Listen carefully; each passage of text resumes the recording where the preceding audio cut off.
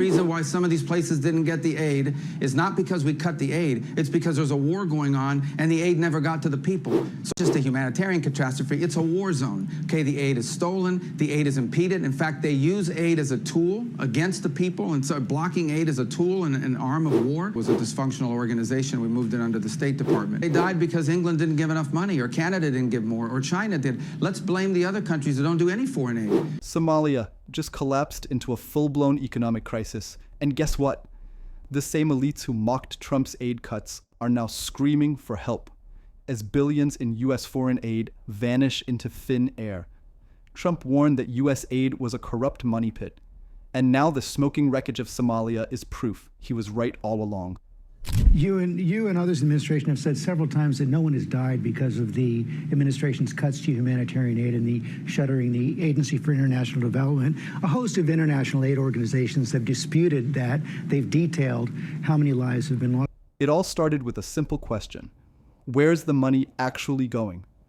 For decades, US aid was sold as America's big-hearted global helper, feeding the hungry, building schools, and spreading democracy. Sounds noble, right? But dig deeper and you find a money pit. Billions of US tax dollars funneled into foreign governments and NGOs with almost zero accountability. Says his main target is ridiculous waste and abuse of American tax dollars. Trump looked at that system and said what no one in Washington had the guts to. We're funding corruption, not compassion. He saw an empire of consultants, middlemen, and career aid executives getting rich while the people it was meant to help barely saw a dime. And the proof? Watchdog reports later showed over $8.2 billion in untracked or mismanaged aid. That's not aid. That's organized waste. Elon Musk has been tasked by President Trump to downsize the federal government and bring it in line with Trump's America First policies. So, Trump didn't just swing the budget axe. He rewired the whole machine. He moved control under the State Department, handed power to US embassies, and started killing off the NGO industrial complex that treated foreign aid like a subscription business. Honestly, the disaster people are crying about now didn't start with Trump's cuts. It started years ago inside USAID's own walls. And he was the first leader with the guts to pull the plug. Number two, we are going to do more foreign aid than any country in the world. Than any country in the world. We're going to do more than anyone in the world, again, this year. But we're going to do it the right way. This is where the mask comes off. Somalia became ground zero for what Trump warned about. A country drowning in foreign aid money that never actually reached the people. For years, billions poured in from USAID and other donors. But walk through Mogadishu today, and you'll find ghost hospitals, empty food warehouses, and politicians living in luxury. That's not humanitarian work.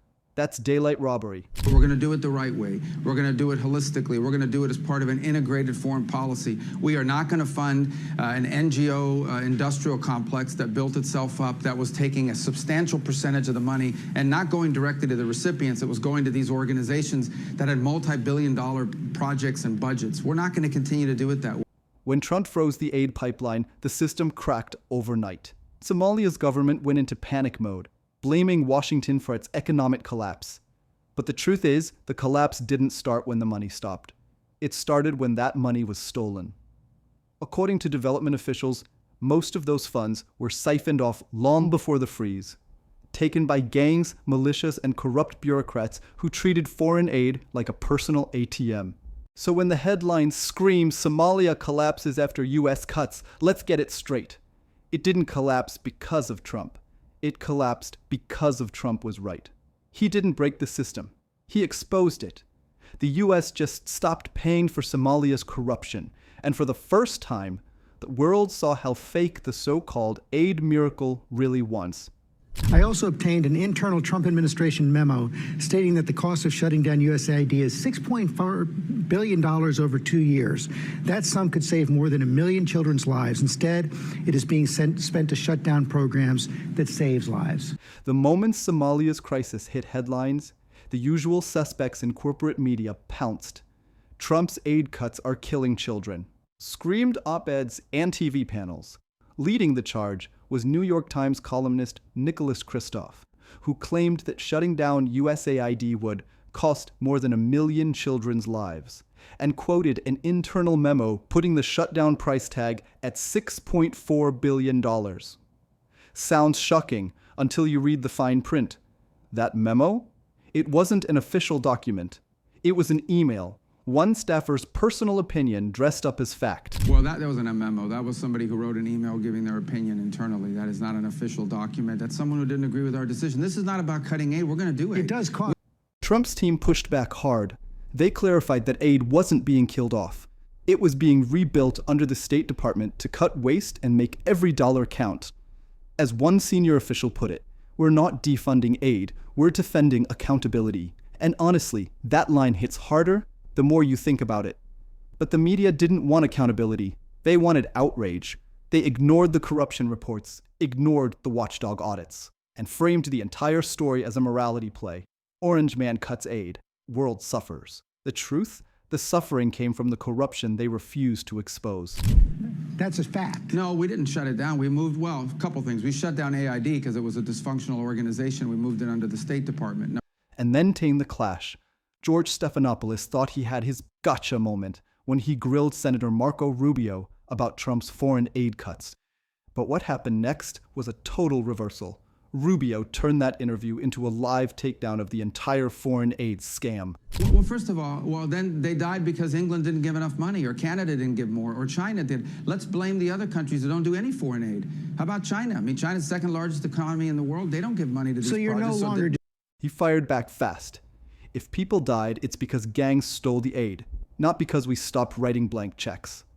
He called out the double standard. Why blame America when countries like China and Canada barely give a dime? Where's their compassion?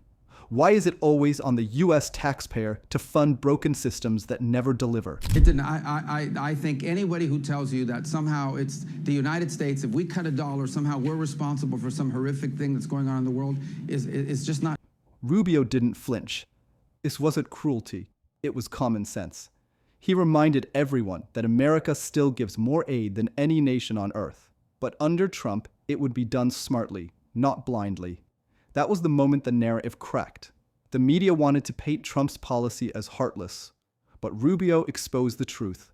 It wasn't heartless. It was fearless. For the first time, someone on live TV said what every taxpayer was thinking.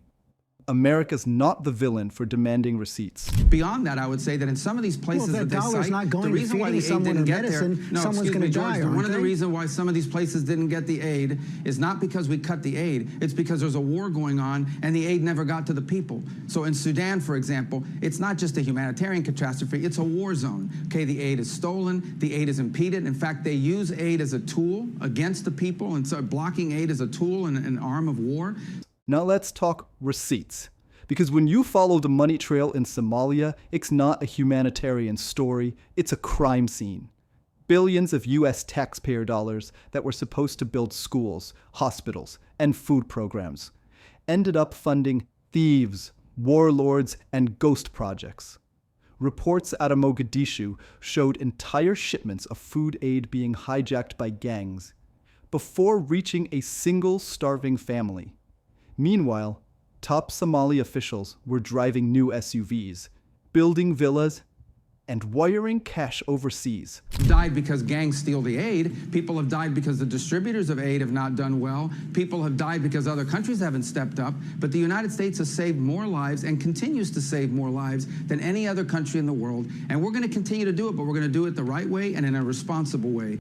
That's the scandal USAID never wanted Americans to see. The aid economy became one of Somalia's biggest black markets. Auditors found funds recycled through fake NGOs and shell charities that only existed on paper.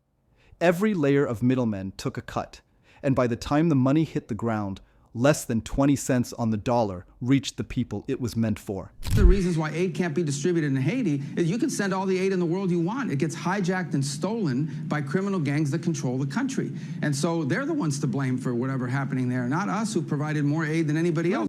Trump's critics called his decision reckless. The reality? When a system this dirty collapses, it's not a tragedy, it's a cleanup. The aid pipeline didn't stop working because Trump cut it. It stopped working because corruption finally ran out of cover. After exposing the rot, Trump didn't just walk away. He rebuilt the system from the ground up. The plan? Take foreign aid out of the hands of faceless NGOs and put it under direct U.S. control, powered by technology and transparency. Projects and budgets. We're not going to continue to do it that way. We are going to provide aid. We're providing aid now. We just rolled out our new initiative on health. It's going to be much more successful and much more effective. We're going to enter into direct compacts with the countries. Trump called it aid with a purpose. He wanted results, not press releases, measurable impact, not feel-good spending. That's not isolationism. That's modernization. America isn't turning its back on the world. It's refusing to be scammed by it. This was Trump's bigger play all along, to prove that compassion and accountability aren't opposites. They're the same fight. And in Somalia's collapse, the world finally saw why reform wasn't cruelty. It was common sense on fire. Which projects we fund and how much money countries are going to be receiving. So we are restructuring the way we do aid. It's going to be far more effective, and it's going to be integrated into our holistic foreign policy. Let's get one thing straight.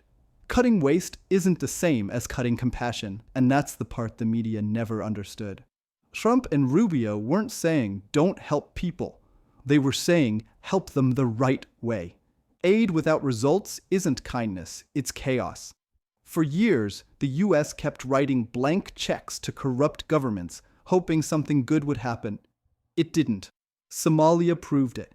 Every dollar without oversight just fed another official's mansion, another gang's arsenal, another lie on a donor report. USAID, run by radical lunatics, and we're getting them out, and then we'll make a decision. Trump's version of compassion came with conditions, proof of impact, accountability, transparency. That's not cruelty, that's maturity. Because real compassion isn't how much you spend, it's how much actually helps.